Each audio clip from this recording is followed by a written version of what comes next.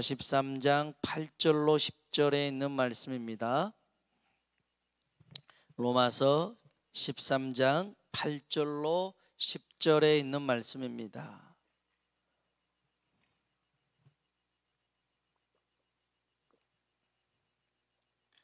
우리 찾으셨으면 우리 함께 합독해서 읽어보도록 하겠습니다. 8절부터 읽어볼까요? 피차 사랑의 빛 외에는 아무에게든지 아무 빚도 지지 말라.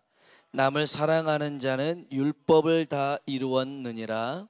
간음하지 말라, 살인하지 말라, 도둑질하지 말라, 탐내지 말라 한 것과 그 외에 다른 계명이 있을지라도 내 자신과 같이 사랑하라 하신 그 말씀 가운데 다 들었느니라. 사랑은 이웃에게 악을 행하지 아니하나니 그러므로 사랑은 율법의 완성이니라. 아멘. 아멘. 오늘 밤 하나님의 은혜가 충만하길 주의 이름으로 축원합니다. 날이 엄청 추운데 오늘 또 정말 고단하고 힘든 하루를 보냈을 텐데 이렇게 추위를 뚫고 예배드리는 여러분의 모습을 보면서 제가 좀 가진 게 많았으면 한 돈 100만 원씩이라도 이렇게 감사하다고 주고 싶은 마음인데 하나님 그렇게 축복해 주시겠죠. 근데 제 마음도 이런데 우리 하나님의 마음은 어떻겠냐라는 것이죠. 이렇게 나오는 자체만으로도 여러분 이미 승리하신 줄로 믿습니다. 승리하셨고요. 오늘은 정말 춥더라고요. 그래서 이제 기독교 백화점을 전도사님하고 같이 갔다 오면서도 너무 추웠어요. 그래서 사람들이 없어요. 그리고 사람들이 다 이렇게 손을 이렇게 껴가지고 손을 안 보이더라고요. 몇몇 보이는 사람들도. 그래서 너무 추워서 오늘은 정말 이 한파 때문에 전도하기 힘들겠다 싶어서 전도 나오신 분들한테 나오지 말라고 이렇게 연락을 드렸어요. 근데 한 집사님이 이제 퇴근하고 와가지고 그래도 조금 전도를 했으면 좋겠다. 그래서 전도사님하고 둘이서 나가더라고요. 가방에 이렇게 전도자하고 사탕 주섬주섬 해가지고 또 돌고 왔어요. 참 얼마나 그 모습이 귀하고 감사한지 하나님께서 그 일을 통해서 그들만이 아니라 또 교회에도 복을 주실 줄로 믿습니다. 우리가 주의 사랑이 있으면 어떤 일이든 우리가 감당할 수가 있는데요. 한번 따라합시다. 사랑으로 행하라. 아멘. 지난 시간에는 하나님이 세우신 권위에 순종하고 복종하라는 거였는데요. 세상 권위도 하나님이 세웠다는 거죠. 근데 이게 참 쉽지 않아요. 왜냐하면 이 바울이 로마서를 쓸 때만 해도 그렇습니다. 로마가 세계의 중심이었거든요. 그들은 땅을 정복하는데 전쟁을 통해서 정복해 갔습니다. 그리고 정복한 땅은 가만두질 않았어요. 탄압해 가면서 약탈하고 빼앗아 갔습니다. 지배계층은 로마 시민이었고 다른 데는 거의 종과 노예 같은 그런 관계 속에서 또 한편으로는 로마 황제가 신으로 여겨지는 그 시대 속에 정말 그리스도인들이라면 어떻게 살아야 될까? 여러분 생각을 해보면 반대 시위를 하고 투쟁을 하고 아니면 테러를 행하는 그런 일을 해서 다시 나라를 세우는 것이 그리스도인이 아닐까 이런 생각이 듭니다만은 그런데 요때에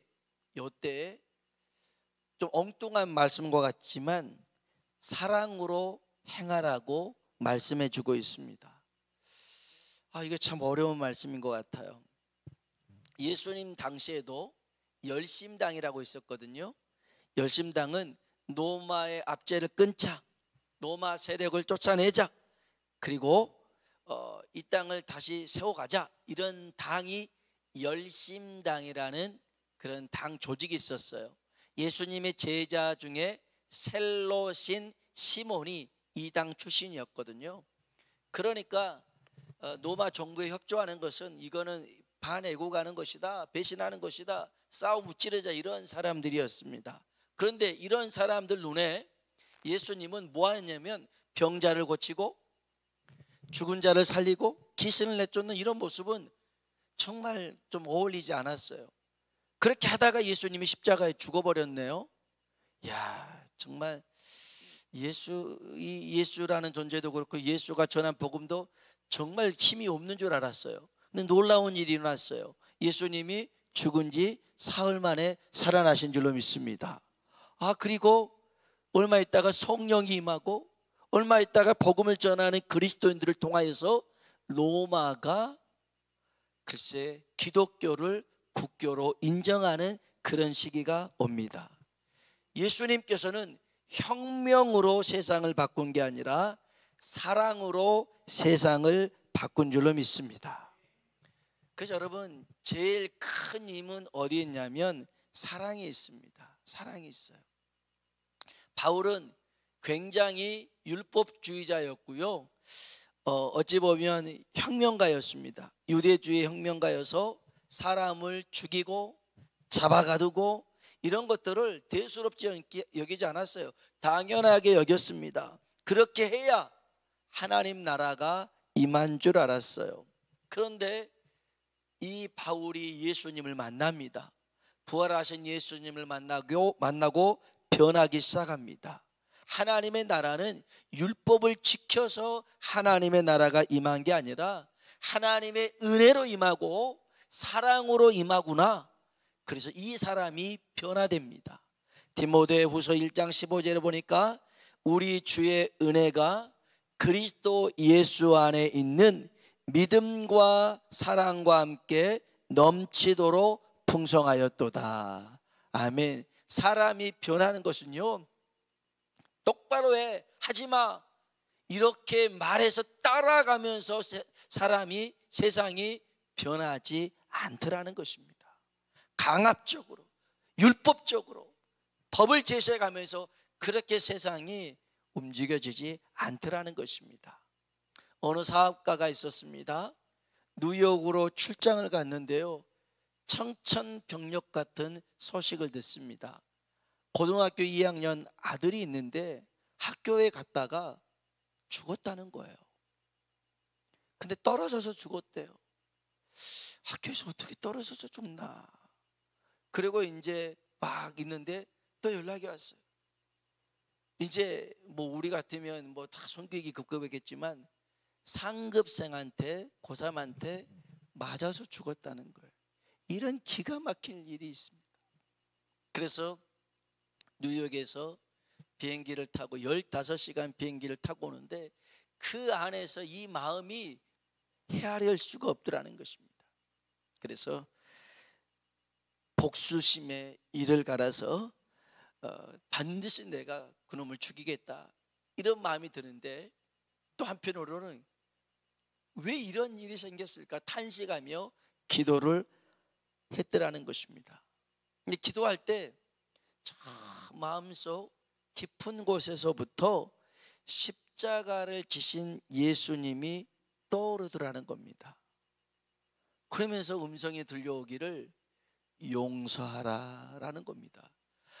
저는 이런 일을 볼 때마다 왜 하나님, 그 정의의 하나님이 어디 있습니까? 눈에는 눈, 이에는 이, 이렇게 좀 해야 속 시원하지 않겠습니까? 왜 이런 일을 당하면 꼭 예수 믿는 사람들이 용서해야 되고 참아야 되고 먼저 손 내밀어야 되는지 이해가 잘 안 되잖아요. 여러분 생각해 보세요. 자기 아들을 때려 죽였는데 그 부모의 마음이 이게 진정이 되겠어요? 복수심에 불탈 수밖에 없는데 글쎄 용서하라는 게 말이 됩니까? 15시간 비행기를 타고 오는데 이 안에서 몇 번이나 죽였다가 살렸다가 죽였다가 살렸다가 그럽니다. 이루 헤아릴 수 없는 많은 그런 고민과 갈등이 일어납니다. 그리고 정리가 됐어요. 학교에 가보니까요, 학교 관계자들 교장부터 해가지고 막 쩔쩔매며 막 서 있습니다. 그때 이 사람이 이런 얘기를 합니다. 괴로워하지 마십시오. 제 아들은 하나님이 데려가셨습니다. 처음엔 저도 복수를 다짐했습니다. 절대 용서하지 않을 생각이었습니다. 그런데 독생자를 내어주신 하나님의 사랑이, 그리고 기꺼이 십자가를 지신 예수님의 사랑이 내 마음속에 임하니까 용서하기로 마음먹었습니다. 여러분, 이건 진짜 쉬운 일이 아닙니다. 진짜 쉬운 일이 아니에요. 그리고 나서는 이 사람이 했던 게 뭐냐면, 자기 아들을 죽여서 피의자로 갇혀있는 그 이해를 위해서 검사에게 탄원서를 씁니다. 간대하게 처분해 달라고. 그리고 얼마 있다가 그 학교에 장학금을 후원하기 시작합니다. 여러분, 이건 참 보통 사람으로는, 일반적인 사람으로는 상상할 수 없는 일 아닙니까? 어떻게 가능합니까? 하나님의 사랑이 부어지니까, 그 큰 사랑으로, 그 큰 은혜로 이게 감당할 수 있게 되더라는 것입니다. 저는 여러분이 안고 있고 겪고 있고 직면해 있는 문제보다 하나님의 은혜가 더 크게, 하나님의 사랑이 더 크게 넘쳐나길 주의 이름으로 축원합니다. 그래야 우리가 하나님 말씀대로 살아갈 수가 있습니다. 내 능력 갖고는 안 된다는 것입니다. 여기 한번 보십시오. 자, 로마서 13장 8절에 있는 말씀입니다. 같이 한번 읽어보겠습니다. 피차 사랑의 빛 외에는 아무에게든지 아무 빚도 지지 말라. 남을 사랑하는 자는 율법을 다 이루었느니라. 아멘. 피차 사랑의 빛 외에는 아무에게든지 아무 빚도 지지 말라. 아무에게든지, 그 말은 모든 사람에게 해당되는 말입니다. 모든 사람에게 이 말씀을 풀어보면 사랑하라는 것입니다. 그리스도인에게만 사랑하는 게 아니라 모든 사람에게, 누구든지 간에 사랑의 빚진 자로 살라는 것입니다. 우리는 사랑의 빚진 자인 줄로 믿습니다. 이 말씀 속에서 우리가 먼저 좀 생각해 볼 게 있는데요, 여러분, 성도들은요, 세상의 빛으로, 소금으로 주님이 삼으신 줄로 믿습니다. 너희는 세상의 빛이다, 세상의 소금이다. 빛이 잃어버리면요, 세상은 어두컴컴해집니다. 그 소금의 맛을 잃어버리면요, 부패하기 십상입니다. 그런 역할을 감당하라는 것인데, 우리가 빛을 잃고 어둠 속에 그냥 휩쓸려서 그냥 소금의 그 맛을 잃어버리고 세상에 휩쓸려 산다면 그 역할을 감당하지 못한 거겠죠. 특별히 여러분, 성도들은요, 이 땅에 살아가면서 혹여 누군가에게 갚지 않는 남겨둔 빚이 있다면 갚아야 됩니다. 갚아야 돼요. 그것을 그냥 떠넘겨서는 안 돼요. 내가 져야 될 책임과 의무를 다해야 됩니다. 바울이 로마 감옥에 있을 때에 오네시모라는 사람을 만났습니다. 겪어보니까 얘가 좀 괜찮아요. 젊은 애인데. 그래서 이제 이런저런 얘기를 나눠보니까, 글쎄 도망쳐 나왔다는 거예요. 주인한테서. 노예였는데, 종이었는데. 근데 나올 때 그냥 도망친 게 아니라 주인의 돈을 훔쳐서 도망쳤더라는 거예요. 근데 네 주인이 누군데? 근데 빌레몬이라는 거예요. 마침 바울이 빌레몬하고 엄청 가까운 사이였거든요. 그래서 빌레몬에게 편지를 씁니다. 그게 빌레몬서입니다. 빌레몬서에 쓰면서 뭐라고 그러냐면, 내가 옥중에서 만난 믿음의 아들이 있다. 오네시모다. 여기서 복음을 영접하고 이가 네 옆에서 잘 수종든다. 네가 이제 이 오네시모를 대할 때에 종으로 대하지 말고 믿음의 형제로 대해라, 그럽니다. 여러분, 이게 기가 막힐 일 아닙니까? 도망친 노예인데 이제는 같은 형제급으로 이렇게 취급하라는 게 말이 됩니까? 그런데 빌레몬의 믿음과 인격은 충분히 그럴 수 있다고 봤어요. 그러면서 뭐라고 그러냐면, 내가 들어보니까 이 오네시모가 너한테 피해를 주고 도망쳤다더라. 그건 내가 갚을게. 내가 갚을 때니까 이 오네시모는 네가 좀 마음으로 용서해 줬으면 좋겠다 그럽니다. 바울은 무작정 야 그냥 다 없는 걸로 해 그러지 않았어요. 내가 갚겠다는 것입니다. 내가 갚겠다. 사무엘도 그런 얘기합니다. 사람들 앞에 나는 너희에게 기도 쓰는 죄를 범치 않았다. 내가 혹여 너희들에게 뭔가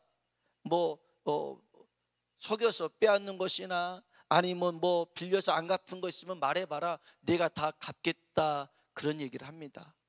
말 나온 김에 혹시 제가요 여러분한테 뭔가를 빌렸는데 안 갚았다 그리고 마음속에 두고두고 상처받지 마시고, 이런 기회 있으면 목사님 지난번에 저한테 10,000원 빌려갔습니다. 5,000원 빌려갔습니다. 제가 큰 거는 기억을 하는데 가끔 이렇게 자잘하진 않지만 기억 못한 거 있어요. 그럼 말씀해 주세요.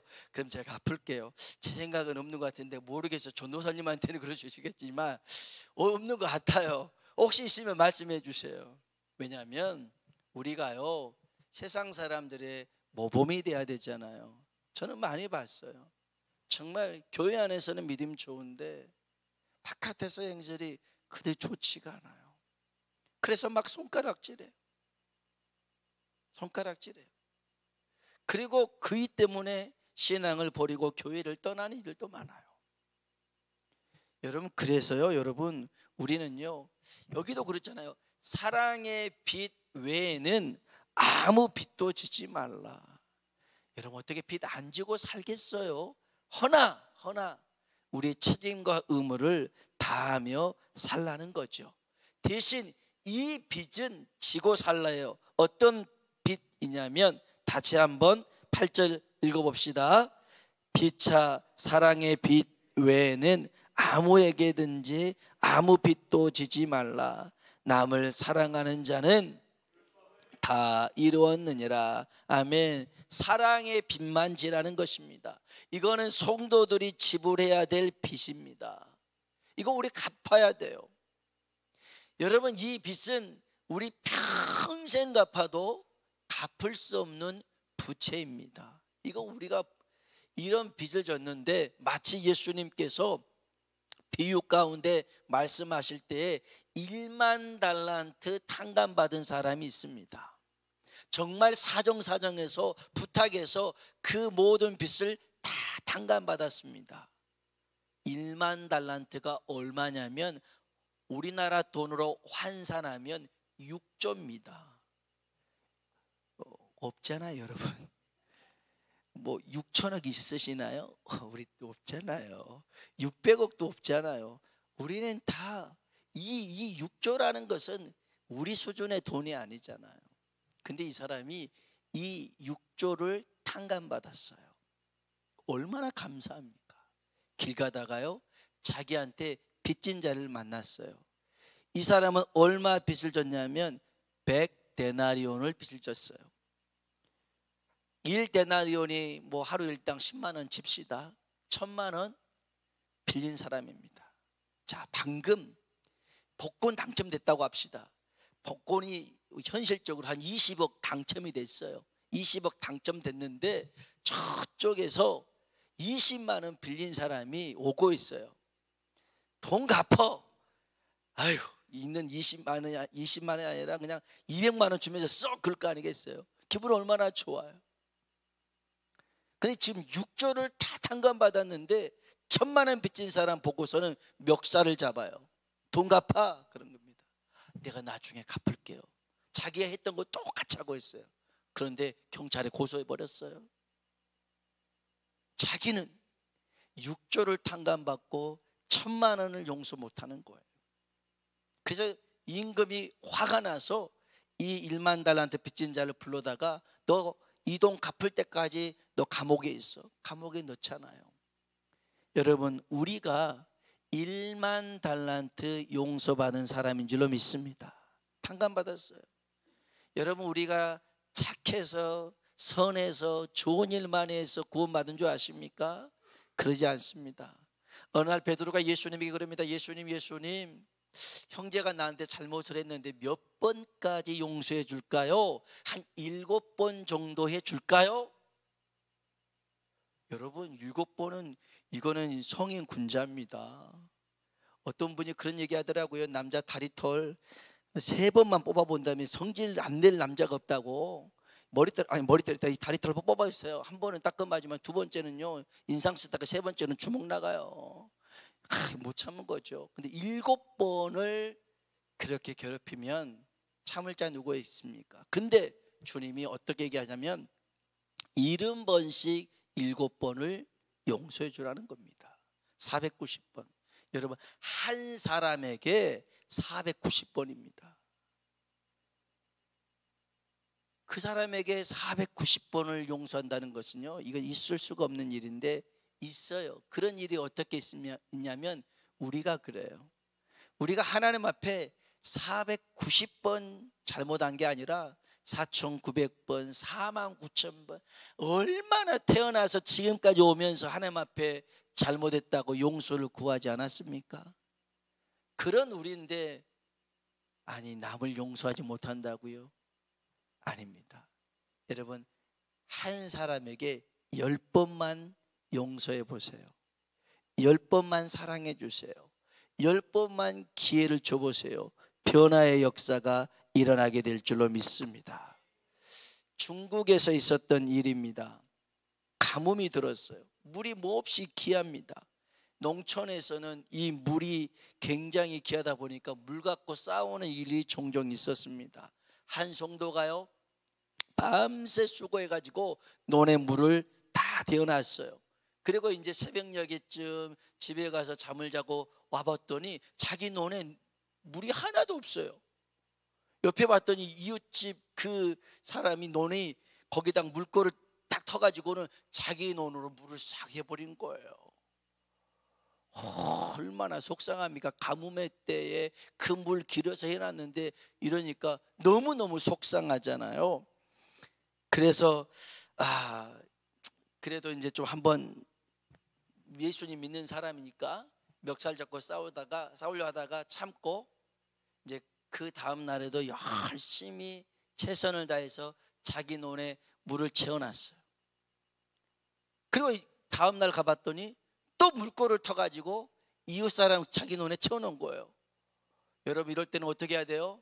낫을 들고 가야 됩니까? 큰일 납니다.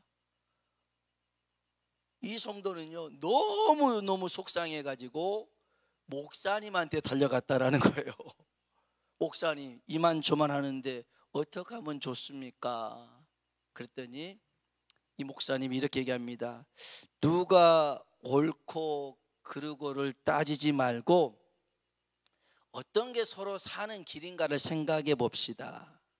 그러면서 이번에는 물을 더 한 번 뺏긴다 그런 셈 치고 이웃의 논에다가 물을 먼저 채워주고 성도님 논에다 물을 채우세요. 그런 겁니다.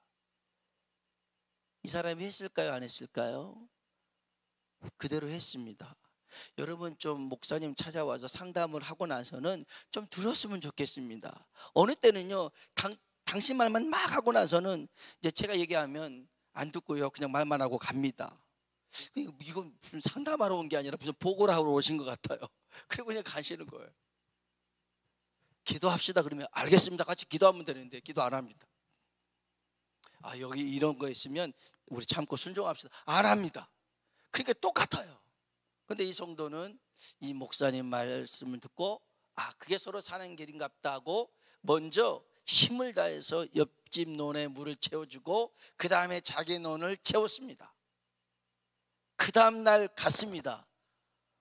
어떤 일이 생겼냐면 그 이웃집 사람이 자기한테 찾아온 거였어요. 그리고 눈물을 흘리면서 얘기합니다. 예수님 믿으면 당신처럼 착한 사람이 될 수 있습니까? 나는 당신이 내가 이렇게 해서 싸우자고 달려들 줄 알았더니 오히려 제 눈에 물을 대주니 나도 당신처럼 예수님 믿고 좋은 사람 되겠습니다. 할렐루야. 여러분, 싸워서요 역사가 일어나지 않습니다. 싸워서 기적이 일어나는 게 아닙니다.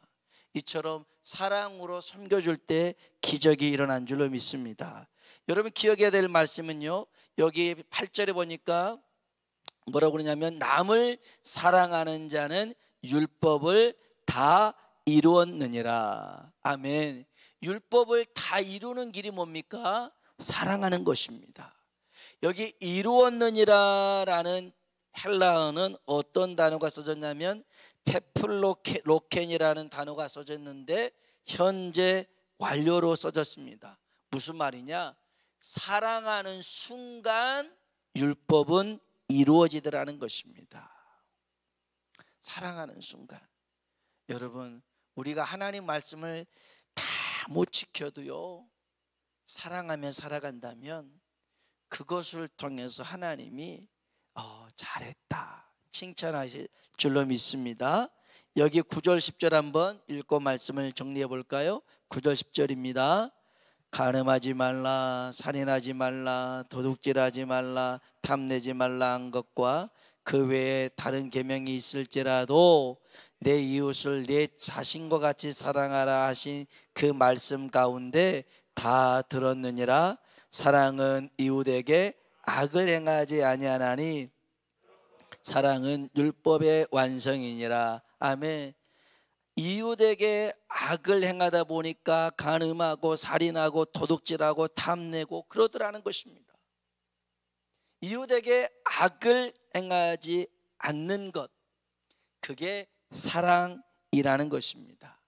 여러분, 사랑은 이웃을 자기처럼 아끼는 것입니다. 다르죠. 그리고 악을 행하지 않는 게 사랑입니다. 여러분, 말씀대로 사는 게 쉽지 않죠.